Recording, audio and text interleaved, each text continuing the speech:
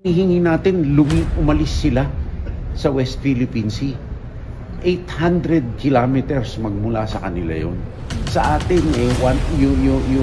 yung Bajo de Masinloc is 124 lang. Oh. Grabe tong si Defense Secretary Gibo Teodoro. Agad na tinanggihan yung alok ng China Defense Minister na pakikipag-usap. Tsaka bakit pa daw nating kakausapin ng China ayon kay Gibo? Mga sinungaling naman yung mga yan. Ayaw ni Secretary Gibong makipagplastikan sa China. Kung binabastos daw tayo mga Philippine Coast Guard at BIFAR, di parang pinagtaksilan daw ni Gibo yung mga tauhan nating wina-water cannon. Sir, picking up on what you mentioned kanina, sir, about not wanting to meet your Chinese counterpart, hindi ba important, sir, for ministers to continue conversation despite the tension? Well, of course it is important. But how can you have a conversation when the day before the ADMM, the Ministry of Defense of China came out with a statement that we have to mend our ways and or suffer the consequences, and that the Philippines is blackmailing China? Would you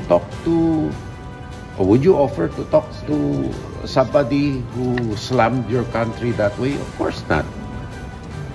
I mean, if I would be willing to talk if there was a semblance of good faith. Kung nagpakita ng sinseridad, kakausapin ko, bakit hindi. Pero kakausapin mo na the day before sinabi binablockmail natin ng China, pagkatapos magbago daw tayo ng mend your ways. Para ba't biro mo magsasabi sila, gusto namin makipag-usap, mabait kami, pag sasabihan ka on the other hand na ganun. Sampal sa mukha yun. Kaya hindi ko tatanggapin. Okay lang naman daw kausapin natin ang China kung walang issue o problema. Ang kaso nga lang, uutuin tayo ng mga Chinese na yan. Tapos pasabi-sabi pa kahapon si Xi Jinping na may isang bansang nambubuli. Sino ba yun? Diba China? Masyado daw pa-victim ang Chinese Coast Guard. Pag pinalagan naman sila, babalik na rin nila ang sitwasyon.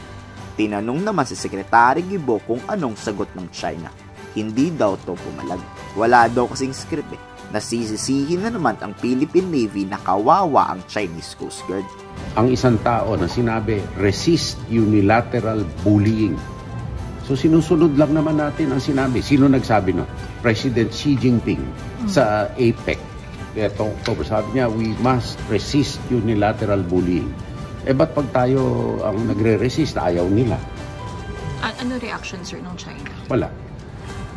Sir, this is the... Hindi ready yung script Are these alliances having an impact on Chinese aggression? Definitely.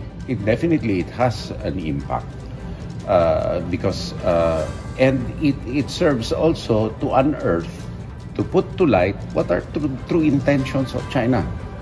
It is not Pacific at all. Peace-loving, pagkatapos ganun ang gagawin. Yan ang katunayan na dapat makita ng ating mga tao. Pwede tayo makipag-usap, magpakita lamang ng sinseridad.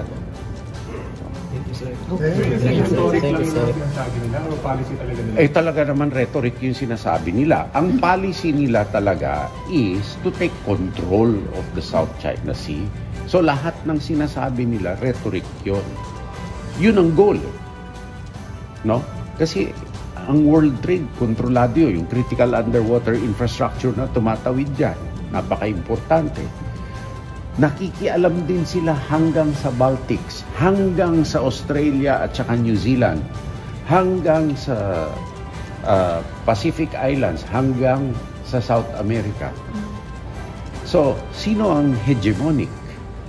Sino ang gustong magpalapad ng kanilang poder sa mundo? China. Okay lang sa atin yun. Huwag lang tayo pakialaman. Ang hinihingi natin, umalis sila sa West Philippine Sea. 800 kilometers magmula sa kanila yon. Sa atin, yung Bajo de Masinloc is 124 lang. Oh. So any Chinese construction in the Scarborough Shoal would be a red line for the Philippines and the U.S., would you think? Oh, I mean, if you treat it as and artisanal fishing ground. Sumunod tayo sa arbitral award. Artisanal fishing ground, wala ni isang, within the EEZ of the Philippines, wala ni isang bansa na pwedeng mag-exclude ng kung sino doon. So violation ng international law yun. Kung anong gagawin natin, of course, there will be a proper response. Kayo, pabor ba kayo sa ginawang pagtanggi ni Secretary Gibo sa alok ng China? I-komento sa baba ang inyong saloobin.